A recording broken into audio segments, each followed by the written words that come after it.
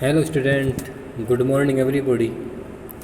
आज हम पढ़ेंगे सामाजिक विज्ञान का अध्याय नंबर 2, यूरोप में राष्ट्रवाद एवं रूसी क्रांति।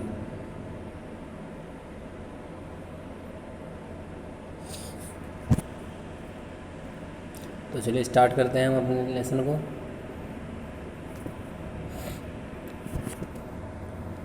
इसका पहला टॉपिक है सामाजिक परिवर्तन का युग।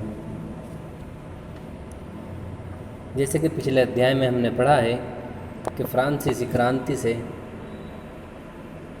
प्रेरित होकर यूरोप में बहुत से जो राष्ट्र थे उनमें क्या हुआ, परिवर्तन का विचार बढ़ने लगा।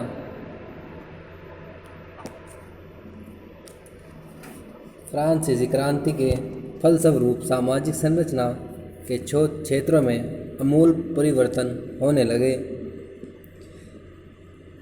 जैसा कि हमने पढ़ा है कि 18वीं शताब्दी से पूर्व फ्रांसीसी समाज विभिन्न श्रेणियों में बटा हुआ था। वे कौन कौन सी श्रेणियाँ थी?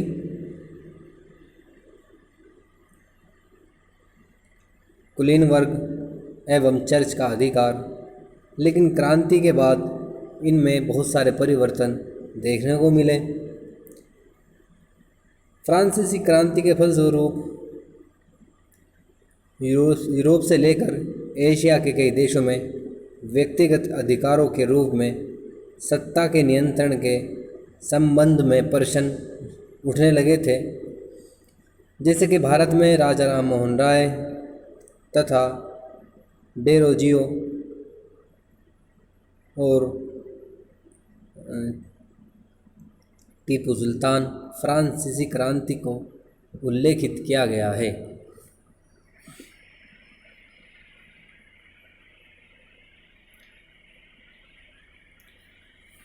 यूरोप में आमूल समाज परिवर्तन इतना सरल था कि वहाँ के सभी लोग इस पक्ष में नहीं थे। तो यूरोप जब वहाँ पर सभी लोग परिवर्तन के क्रांति के पक्ष में नहीं थे तो यूरोप में क्या था, ये बहुत ही कठिन था, सरल नहीं था। लोग बदलाव चाहते थे तो उनका कहना था कि बदलाव धीरे धीरे हो। वहाँ के लोग, यूरोप के लोग एकदम से बदलाव नहीं चाहते थे। वे चाहते थे कि यहाँ बदलाव तो हो मगर धीमी गति से हो। इसमें एक पक्ष जो था उसका मत था कि समाज में परिवर्तन ज़रूरी है। जो एक पक्ष था उसे रूढ़िवादी कहा गया।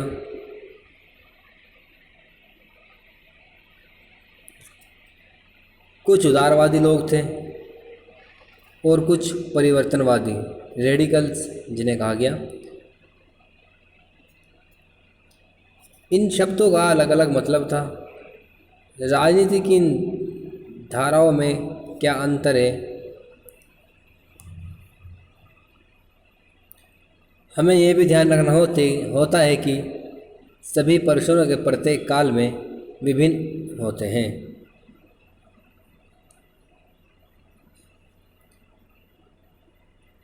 उन्नीसवीं सदी की कुछ महत्वपूर्ण घटनाओं का अध्ययन करेंगे और देखेंगे कि उनके द्वारा परिवर्तन किस प्रकार हुआ।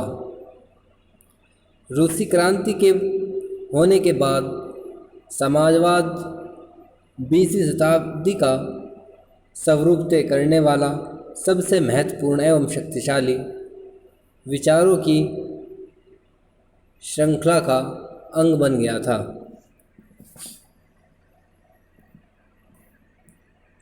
अब हम जानेंगे उदारवादी, रेडिकल और रूढ़िवादी। रेडिकल मतलब होता है परिवर्तनशील या परिवर्तनवादी। उदारवादी, परिवर्तनवादी और रूढ़िवादी।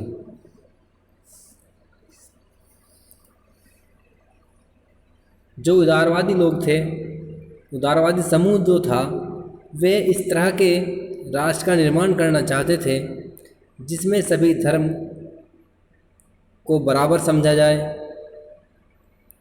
क्योंकि वे 18वीं शताब्दी से संपूर्ण यूरोप में किसी एक धर्म का ज़्यादा महत्व दिया जाता था। जैसे ब्रिटेन की सरकार चर्च ऑफ इंग्लैंड का समर्थन करती थी, ऑस्ट्रेलिया स्पेन कैथोलिक चर्च का समर्थन करते थे, उदारवादी समूह उनका भी विरोध करते थे। जो ऐसे दो देश थे, जैसे ऑस्ट्रेलिया जो था वो भी कैथोलिक चर्च का समर्थन करते थे, और इंग्लैंड में और जो ब्रिटेन था वहाँ पे भी क्या होता था, चर्च ऑफ इंग्लैंड का ही समर्थन किया जाता था। तो जो उदारवादी लोग थे वे चाहते थे कि सभी धर्म जो हों एक समान हो, किसी के साथ पक्षपात ना हो।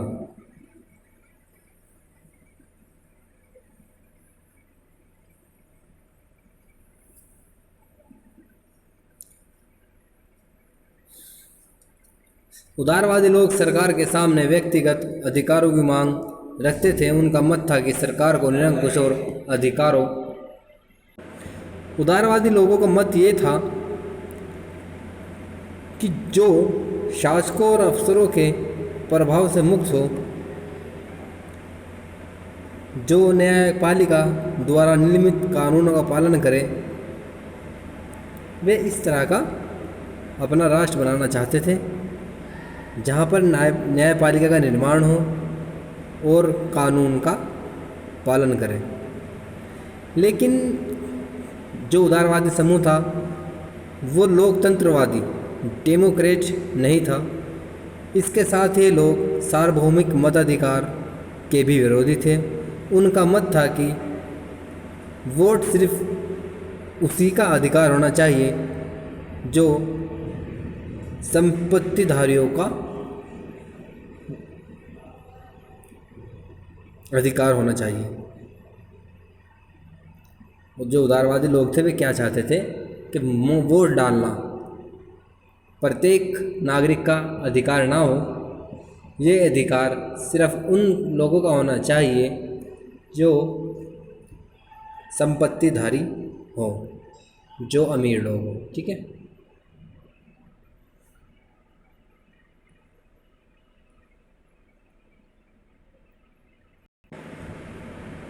इसके विपरीत रेडिकल समूह के जो लोग होते थे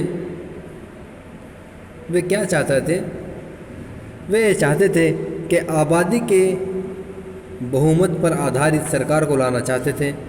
वे महिलाओं को मत देने के अधिकार के पक्ष में थे। रेडिकल समूह के लोग उदारवादी समूह के खिलाफ थे।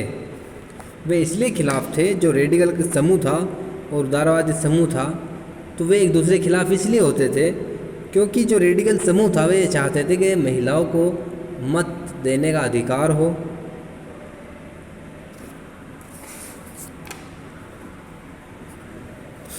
और जो रेडिकल समूह था वे क्या था, जो अमीर लोग होते थे उनके जो अधिकार होते थे वे उसके भी खिलाफ थे।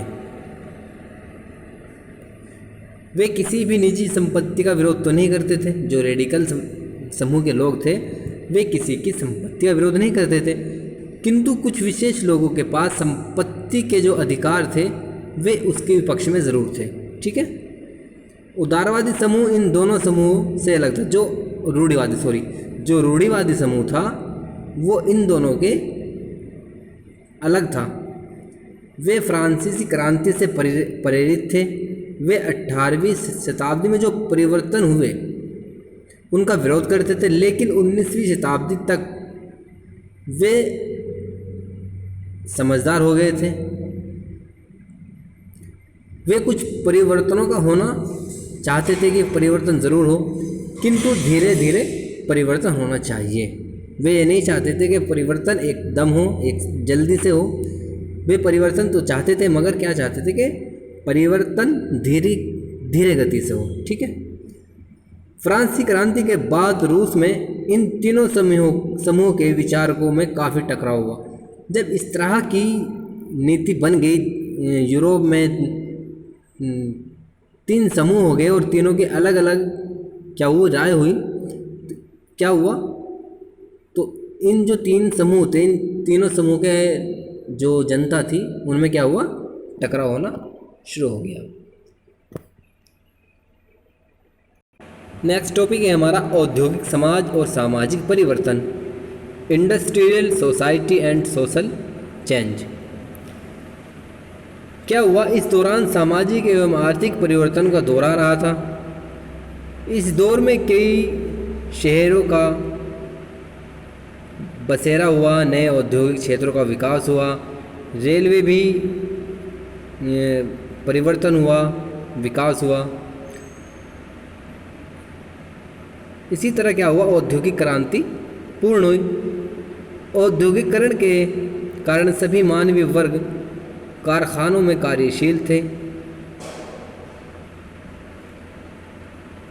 काम के घंटे लंबे होते थे। उस टाइम क्या हुआ, जब औद्योगिक क्रांति आ गई तो क्या हुआ, तो उन्होंने क्या करा, जो काम मजदूर लोग काम करते थे उनके काम करने का समय बहुत लंबा रखा, और इनकी मजदूरी जो थी, इनका जो वेतन था वो बहुत कम था। वस्तुओं की में कमी आने लगी, बेरोजगारी में वृद्धि हुई। शहरों में तेज़ सजावट के कारण साफ सफाई नहीं हो पा रही थी। जब शहर इतनी जल्दी बस रहे थे तो वहाँ पे क्या हुआ, सफाई की व्यवस्था नहीं थी, बिजली की टंकी की ये व्यवस्थाएं नहीं हो पा रही थी, तो क्या था, गंदगी हो रही थी। उदारवादी और रेडिकल समूह जो था वो इन समस्याओं को सुधारने में लगे हुए थे, वे इन समस्याओं का सुधार चाहते थे। आप देख सकते हैं कि ये क्या, 19वीं शताब्दी के बीच लंदन में गरीबों की स्थिति उसी दौरान व्यक्ति की नज़र से, जब वहाँ पर नए शहर बस रहे थे, औद्योगिकरण हो रहा था, तो वहाँ पर क्या हो रहा था, वहाँ पर साफ़ सफाई नहीं थी, सही अच्छे ढंग से मकान नहीं बने हुए थे, भीड़ ज़्यादा हो गई थी। तो ये देख सकते हैं आप वहाँ के मज़दूरों की दशा क्या थी।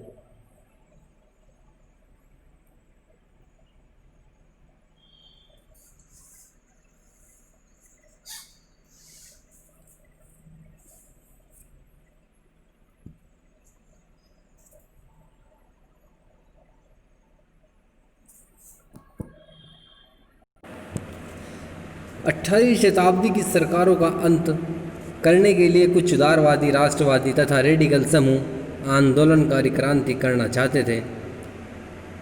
फ्रांस, जर्मनी, इटली तथा रूस के कई ऐसे लोगों ने क्रांति की शुरुआत कर दी जो राजाओं के निरंकुश शासन का अंत करना चाहते थे। राष्ट्रवादी कार्यकर्ता क्रांति की मदद से ऐसे राष्ट्रों का निर्माण करना चाहते थे जहाँ पर नागरिकों का समान अधिकार प्राप्त हो। इसी प्रकार 1815 के बाद इटली के राष्ट्रवादी मोजिनी ने इस लक्ष्य को प्राप्त करने के लिए अपने समर्थकों के साथ मिलकर राजा के विरुद्ध क्या करा, उन्होंने एक योजना बनाई तथा इसी प्रकार भारत सहित विश्व के सभी राष्ट्रवादी उनकी रचनाओं से क्या हुए, प्रेरित हुए।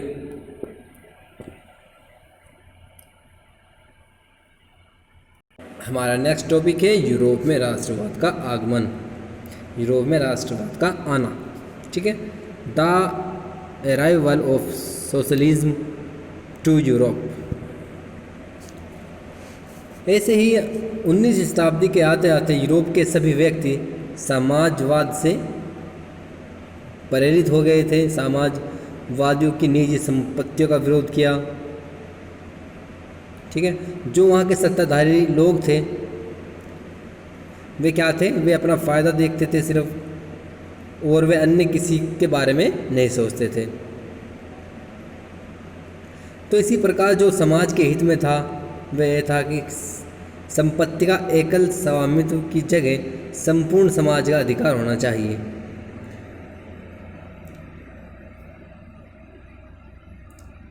ऐसे बदलाव के उद्देश्य से बड़े पैमाने पर क्या हुआ, क्रांति शुरू हो गई।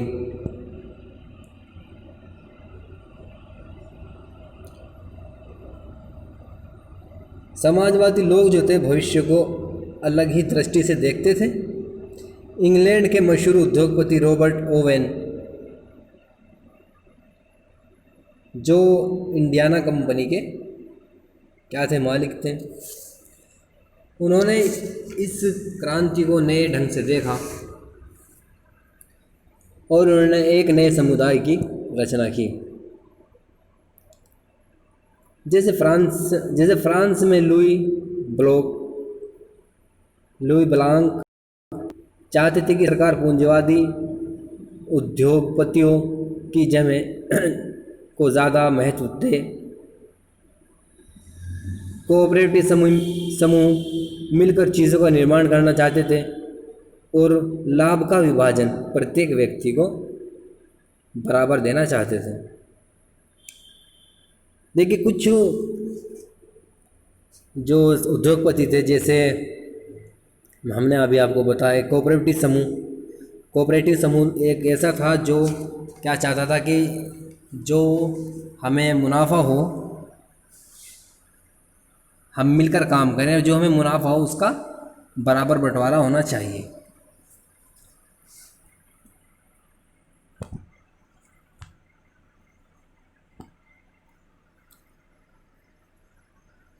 कार्ल मार्क्स और फ्रेडरिक एंगेल्स, इन्होंने क्या किया, एक नई दिशा को प्रस्तुत किया। मार्क्स ने औद्योगिक समाज को पूंजीवादी कहा है। फैक्ट्री में लगी पूंजी पर पूंजीपतियों का स्वामित्व रहता है और पूंजीपति का मुनाफा मजदूरों की मेहनत से उत्पन्न होता है। देखिए, जो उद्योगपति होता है, जिसके पास उद्योग होता है, उसको जो मुनाफा होता है वो कहाँ से होता है, मजदूर की मेहनत से होता है। मार्क्स ने निष्कर्ष निकाला कि जो पूंजीपति को मुनाफा होता है वो मजदूरों की ही देन होता है। तब इस प्रकार मजदूरों की दशा इतनी ख़राब क्यों है? इसमें सुधार करने के लिए मजदूरों की पूंजीवाद व निजी संपत्ति का आधारित शासन को उखाड़ फेंकना होगा। मार्क्स का विश्वास था कि यदि मजदूरों को इस शोषण से मुक्त करना है तो उन्हें नए समाज का एक गठन करना पड़ेगा, जहाँ पर संपत्ति को पूरे समाज में विभाजित किया जा सके। उन्होंने भविष्य में इस समाज को कम्युनिस्ट समाज कहा या साम्यवादी समाज कहा। मार्क्स का विचार था कि पूंजीपतियों के साथ होने वाले संघर्ष में जीत अंततः मजदूरों की ही होगी।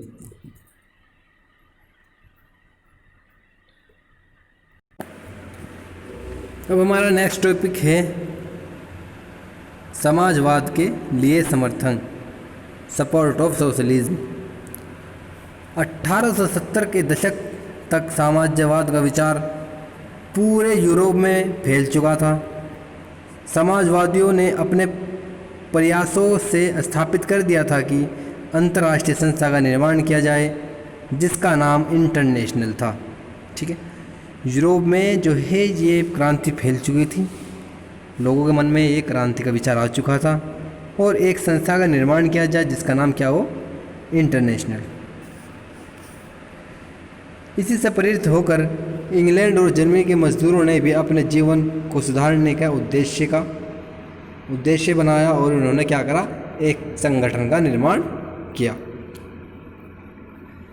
1905 में ब्रिटेन के समाजवादी और ट्रेड यूनियन आंदोलनकारियों ने लेबर पार्टी के नाम से एक संगठन बनाया।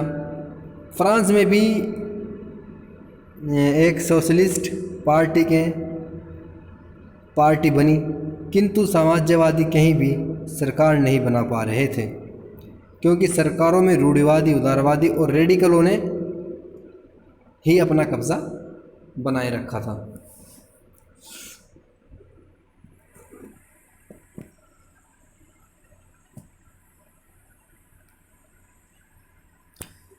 तो आप इस चित्र में देख सकते हैं कि जो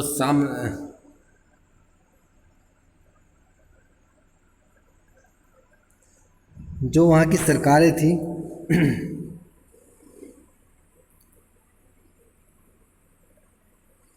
जो समाजवादी सरकारें थी वे क्या चाहते थे, वे इनका विरोध करते थे। और जो मजदूर थे, लेबर पार्टी और ये तीनों ग्रुप थे, जैसे कि रूढ़िवादी, उदारवादी और रेडिकल, ये एक ग्रुप में इकट्ठा हो गए थे। और जो सरकार थी साम्राज्यवादी, वे अपना सरकार नहीं बना पा रही थी और इनका लगातार विरोध बढ़ रहा था। तो जैसे ही ये लोग विरोध कर रहे थे सड़कों पर उतर कर, तो सरकार ने क्या किया, इन पर गोलियां चलवा दी और इसमें बहुत से लोग मारे गए।